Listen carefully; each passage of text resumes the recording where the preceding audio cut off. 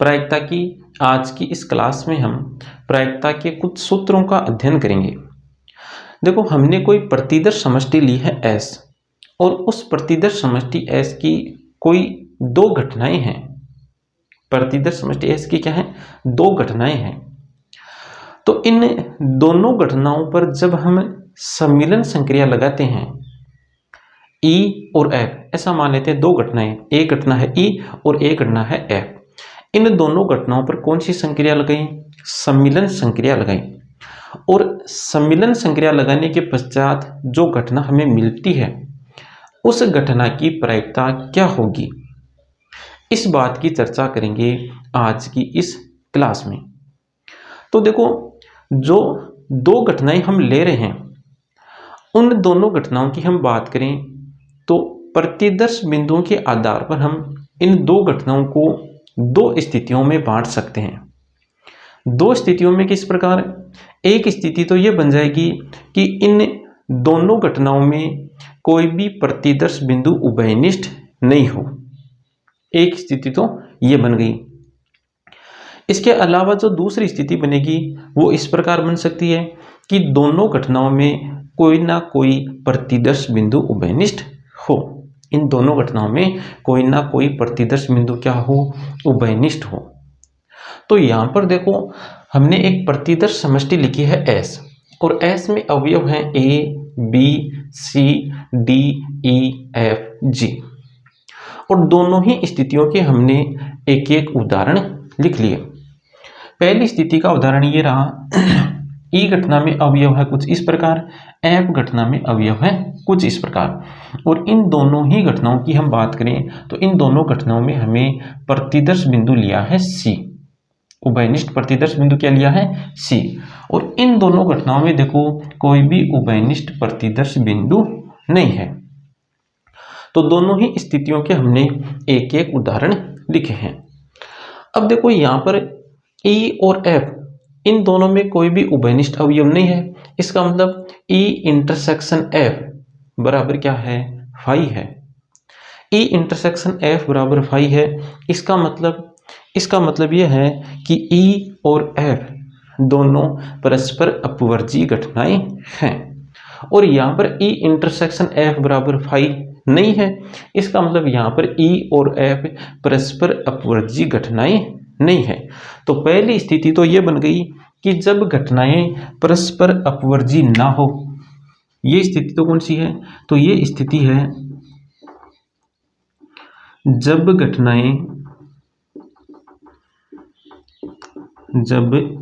घटनाएं परस्पर अपवर्जी ना हो। यह तो है स्थिति फर्स्ट। और स्थिति सेकंड क्या बन गई? तो स्थिति सेकंड ये बन गई कि दोनों घटनाएं, या ऐसा लिख दें, जब घटनाएं परस्पर अपवर्जी हो,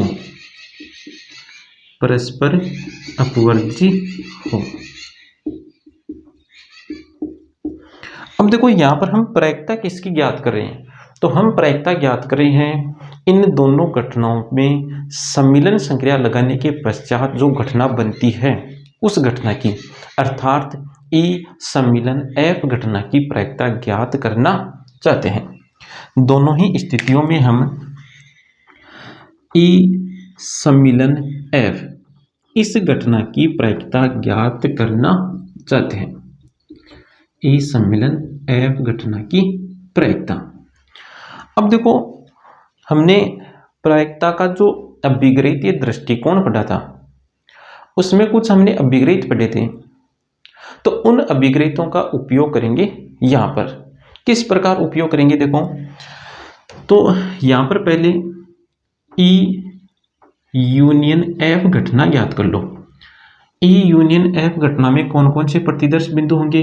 तो इसमें प्रतिदर्श बिंदु होंगे A, B, C, D, G। और यहां पर भी ज्ञात कर लो E सम्मिलन F घटना। ई सम्मिलन एफ घटना में प्रतिदर्श बिंदु होंगे ए, बी, सी, एफ, जी। अब देखो यहां पर हम ई सम्मिलन एफ घटना की बात करें, कौन सी घटना की बात करें? ई सम्मिलन एफ घटना की प्रायिकता की बात करें। तो ई सम्मिलन एफ घटना की प्रायिकता इस घटना को बनाने वाली जितनी भी सरल घटनाएं होंगी उन सरल घटनाओं की प्रायिकता के योग के बराबर होगी। अर्थात यहां पर हम लिख सकते हैं पी ई यूनियन एफ बराबर ए की प्रायिकता प्लस बी की प्रायिकता प्लस सी की प्रायिकता प्लस डी की प्रायिकता प्लस जी की प्रायिकता। इसी प्रकार यहां पर भी हम क्या लिख सकते हैं? तो यहां पर हम लिख सकते हैं ई यूनियन एफ की प्रायिकता बराबर ए की प्रायिकता प्लस बी की प्रायिकता प्लस सी की प्रायिकता प्लस एफ की प्रायिकता प्लस जी की प्रायिकता। यहां पर हमने कौन से अभिग्रहित का उपयोग किया है? तो यहां पर हमने अभिग्रहित नंबर 3, अभिग्रहित नंबर 3 का उपयोग किया है। दोनों ही जगह हमने कौन से अभिग्रहित का उपयोग किया है? तो अभिग्रहित नंबर 3 का उपयोग किया।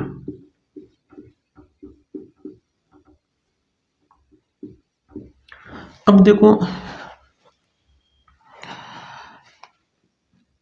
P A plus P B plus P C, इसको हम क्या लिख सकते हैं? तो इसको देखो हम लिख सकते हैं घटना ई की प्रायिकता।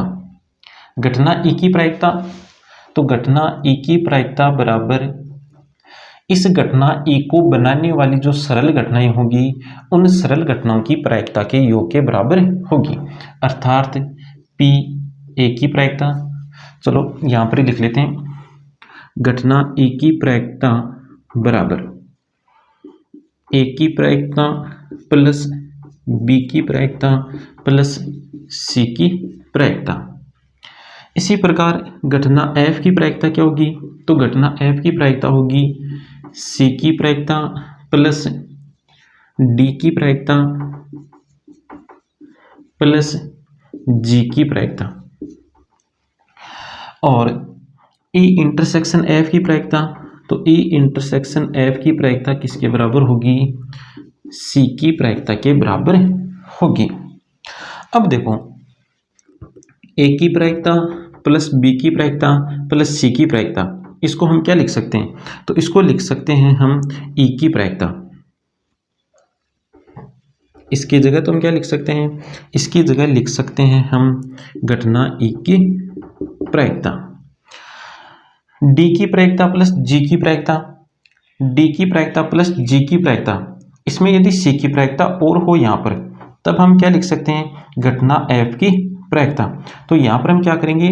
सी की प्रायिकता जोड़ देंगे और सी की प्रायिकता घटा देंगे, क्योंकि समीकरणों में समान संख्या जोड़ने और घटाने पर कोई फर्क नहीं पड़ता है। तो यहाँ पर हम सी की प्रायिकता जोड़ रहे हैं और सी की प्रायिकता घटा रहे हैं।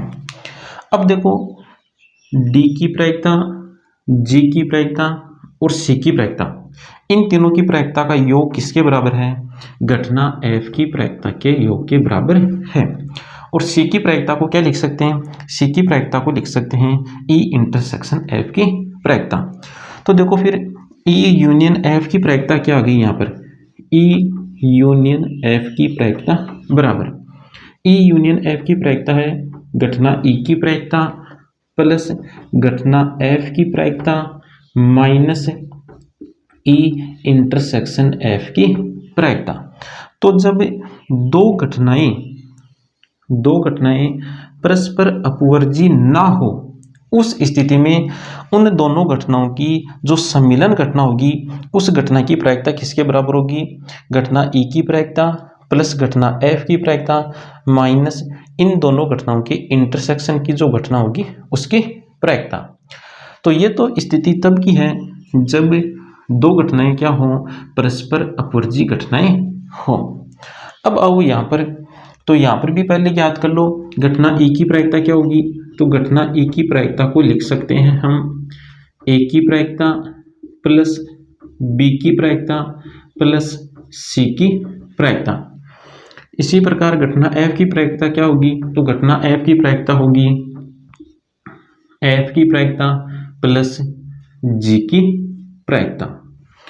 अब देखो यहाँ पर इस सूत्र में ए की प्रायिकता प्लस बी की प्रायिकता प्लस ए की प्रायिकता प्लस बी की प्रायिकता प्लस सी की प्रायिकता को क्या लिख सकते हैं। तो इसको लिख सकते हैं हम ए की प्रायिकता, और इसकी जगह क्या लिख देंगे।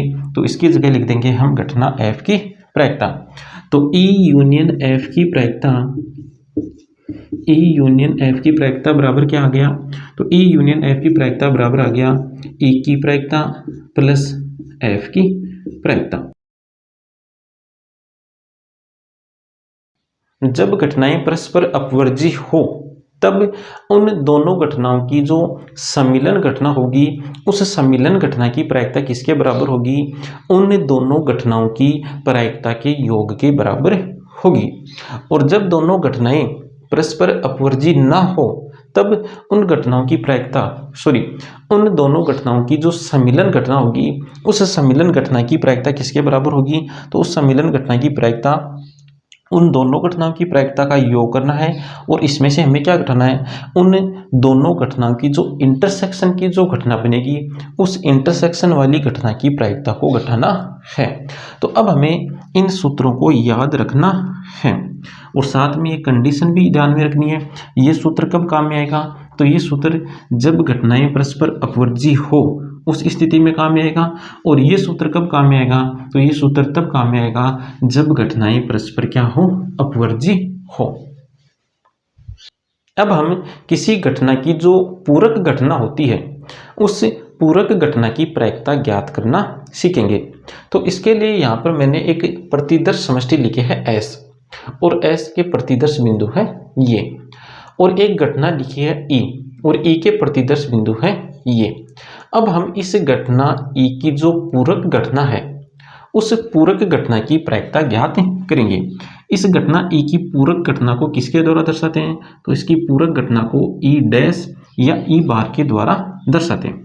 तो हम E डैश या E बार की प्रायिकता ज्ञात करना सीखेंगे।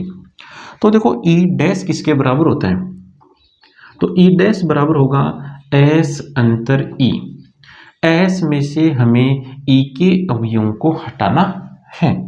तो S में से E के अवयवों को हटाओ, तो ये रहे S के अवयव, इनमें से E के अवयव हटाओ, तो E के अवयव हटा दो, एक A हट गया, एक B हट गया और एक C हट गया।